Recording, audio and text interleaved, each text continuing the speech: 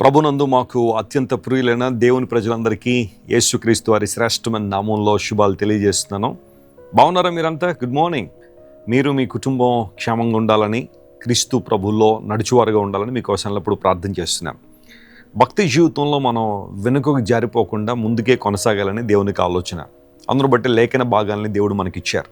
వాక్యాన్ని అనుదినము చదవడం ద్వారా, వాక్యపు వెలుగులో మనం నడవడం ద్వారా మన జీవితాల ద్వారా దేవునికి మహిమను తీసుకొస్తాం. ఆ కారణాన్ని బట్టి మనం సృష్టించబడ్డాం. యేసుక్రీస్తు ప్రభు పరిశుద్ధుడు అని బైబిల్ సెలవిస్తూ ఉంది. ఆయన మార్గములో మనం నడిచినప్పుడు దేవుని కార్యాలు స్పష్టంగా చూస్తాం.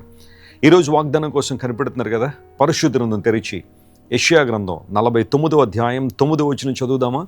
The book of Isaiah chapter 49 and verse 9. మార్గములలో వారు మేయుదురు, చెట్లు లేని మెట్టల మీద వారికి మేపు కలుగును.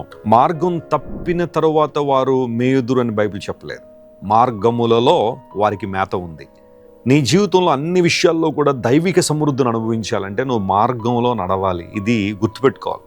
నీ ఇష్టానుసారం తిరిగితే దేవుని యొక్క ప్రొవిజన్ నువ్వు చూడలే. నీ ఇష్టానుసారం బ్రతకడం ద్వారా దేవుని చిత్తం నీ జీవితంలో నెరవేర్చబడదు. ఆయన నుండి వనరులు నీకు అందవు. కొంతమంది ఈ రోజుల్లో తమ ఇష్టానుసారంగా జీవిస్తూ, తమకు నచ్చినట్టుగా బ్రతికేస్తూ, దేవుడు నాకు ఎందుకు మేలు చేయట్లేదండి, ఎందుకు నన్ను పట్టించుకోవట్లేదండి అని అడుగుతూ ఉంటారు. అయితే బైబిల్ సెలవిస్తూ ఉంది, మార్గములలో వారికి మేత ఉంది. నిజమైన ఆశీర్వాదం, నిజమైన నెమ్మది, నిజమైన స్వస్థత, నిజమైన విడుదల మార్గములో ఉంది. ఎవరి మార్గం? ఈ మార్గంలో నడవడం అంటే అర్థం ఏంటి? యేసు ప్రభు వారి లోకానికి వచ్చి యోహాను సువార్త 14వ అధ్యాయం 6వ వచనంలో ప్రభు చెప్పిన మాట, నేనే మార్గమును, నేనే సత్యమును, నేనే జీవమును అని ప్రభు చెప్పారు. నేనే అని చెప్పడంలో మనం చేస్తున్న ప్రార్థనకు, మన వెతుకులాటకు లేదా మన అన్వేషణకు యేసు ప్రభు ముగింపుగా ఉన్నారు. ఈనాటికి చాలామంది దేవుడు ఎవరని, సృష్టించిన సృష్టికర్త ఎవరు అని వెతుకులాడుతూనే ఉన్నారు. ఇది కాదంటే అది, అది కాదంటే మరొకటి, మరొకటి కాదంటే ఇంకొకటి, అలా ప్రయాణం చేస్తూ చేస్తూ చేస్తూ అలసిపోయి ఇక ఇవన్నీ నిజాలు కాదేమో, వాస్తవం కాదేమోనని కొంతమంది దేవునికి దూరంగా జరిగిపోయే వాళ్ళు కూడా చాలామంది ఉంటారు.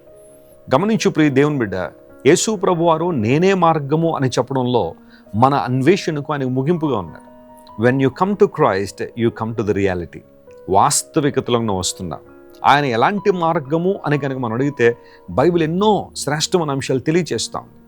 దైవజుడైన పౌలు అంటాడు, యేసుక్రీస్తు ప్రభు నూతన మార్గము అన్నాడు. నూతన మార్గం అంటే ఇప్పుడు వచ్చిందని కాదు. అక్కడ చాలామంది తెలియక క్రైస్తవ్యం ఈ మధ్యనే కదా వచ్చింది, అంతకుముందు చాలా ఉన్నాయి కదా అని మాట్లాడేవాళ్ళు చాలామంది ఉంటారు. దేవుని మార్గం ఎంత పురాతనమైంది ఎవరు లెక్కగట్టలేదు. ఎందుకంటే దేవుడు ఎప్పటి నుంచో ఉన్నాడు. ఆయనకు మనం డేట్లు వేయలేం, ఆయనకు మనం తేదీలు చెప్పలేం. ఆయన మార్గం గొప్ప మార్గం, ఆయన్ను మించిన వాళ్ళు ఎవరు లేరు. అయితే నూతన మార్గము అని ఎందుకు బైబిల్ సంబోధించిందంటే ఈ మార్గము నీకు నూతనత్వాన్ని ఇస్తుంది. అది దాని అర్థం. It's a way of new life. నూతన జీవాన్ని, నూతన బ్రతుకు నీకు ఇస్తుంది. పాత బ్రతుకు, రోత బ్రతుకు, పాప బ్రతుకు మనిషిని నరకానికి ఇడ్చుకుని పోతున్నాయి. కానీ యేసు ప్రభు వారి లోకానికి వచ్చి నూతన మార్గంలో మనం ప్రతిష్ఠించడం ద్వారా మన అలవాట్లు, మన యొక్క కట్టుబాట్లు, మన యొక్క ఆలోచనలు, మన ఉద్దేశాలు, మన యోచనలు, మన యొక్క బిహేవియర్, స్వభావంలో మార్పును తీసుకురావాలని దేవుడు ఆశిస్తున్నాడు. నువ్వు ఇంకా పాత రోత జీవితంలో ఉండిపోయావా, క్రీస్తు ప్రభువులో నూతనత్వంలోకి వచ్చావా పరీక్షించుకోవాలి. పౌలు భక్తుడు అంటాడు, ఎవరైనా క్రీస్తునందు ఉంటే వారు నూతన సృష్టి, పాతవి గతించును, సమస్తము నూతనమాయనని. నీ ఆలోచనలో మార్పు వస్తుంది. ఓ దైవజనుడు పాట రాశాడు, మనస్సును మార్చలేని మతాలెన్ని ఉన్నా, ఆత్మశుద్ధి లేని ఆచారాలెన్నున్నా ఉపయోగం ఏముంది?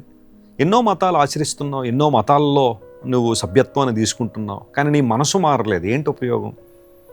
ఆత్మశుద్ధి లేదు, హృదయ శుద్ధి లేదు, కానీ ఎన్నో ఆచారాలు ఆచరిస్తున్నావు. ఉదయం లేచిందని రాత్రి పడుకునేదాకా కర్మకాండలు, పూజా పునస్కారాలు, వ్రతాలు, జపాలు, ఆచారాలు ఎన్నో ఆచరిస్తున్నావు, కానీ సాటి వ్యక్తిని వ్యక్తిగా చూడలేకపోతున్నావు, సాటి మనిషిని మనిషిగా చూడలేకపోతున్నావు.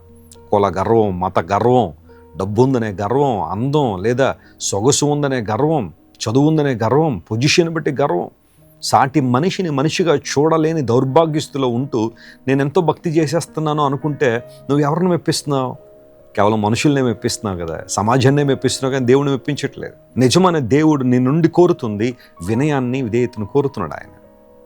అలాంటి అనుభవంలోకి నువ్వు రావాలంటే క్రీస్తు ప్రభుని హృదయం చేర్చుకోవాలి. దేవుడు ఎక్కడ ఉంటాడు? కొండల్లో ఉంటాడు అనుకుంటారు కొంతమంది, కష్టపడి ఎక్కుతూ ఉంటారు. దేవుడు ఎక్కడున్నాడు?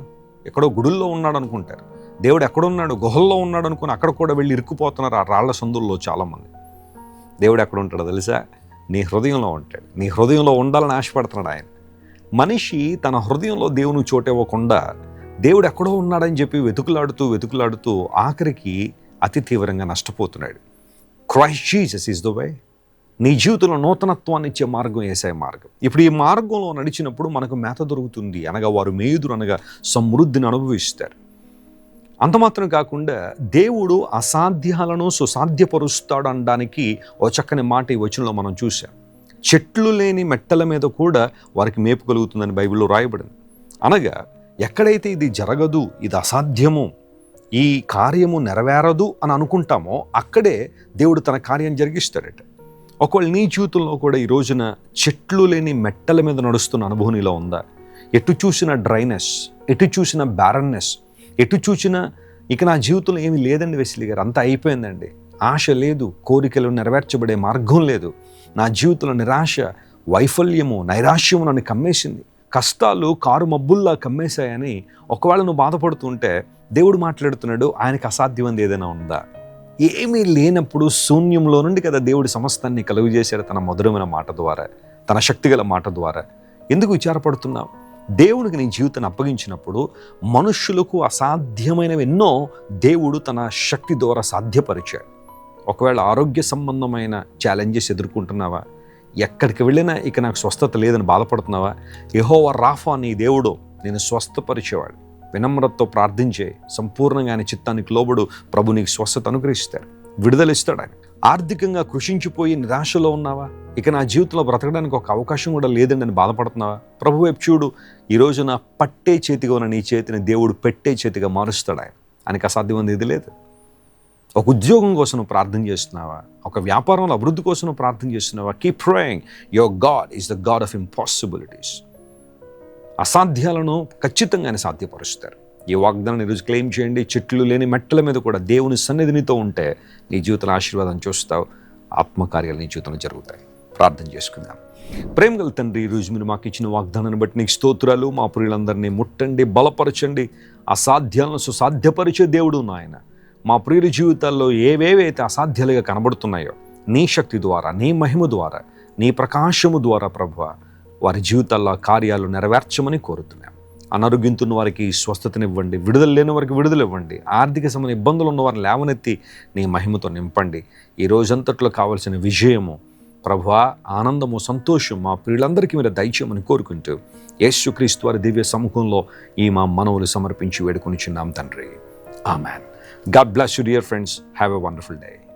క్రైస్ట్ వర్షిప్ సెంటర్ ఓ బలమైన సంఘ ఉద్యమం. కొన్ని సంవత్సరాల క్రితం కేవలం 2తో ప్రారంభించబడిన పరిచర్య నేడు ప్రపంచవ్యాప్తంగా లక్షలాది మందిని ప్రభావితం చేయుచున్నది. వాక్య సంబంధమైన ఉద్యమంలో, పరిశుద్ధాత్మ సంరక్షణలో కొనసాగాలనుకునే ప్రతి ఒక్కరికి మా ప్రేమపూర్వక ఆహ్వానాన్ని అందిస్తున్నాము. రండి, ఆత్మతో సత్యముతో ప్రభువైన యేసు క్రీస్తును ఆరాధిద్దాం.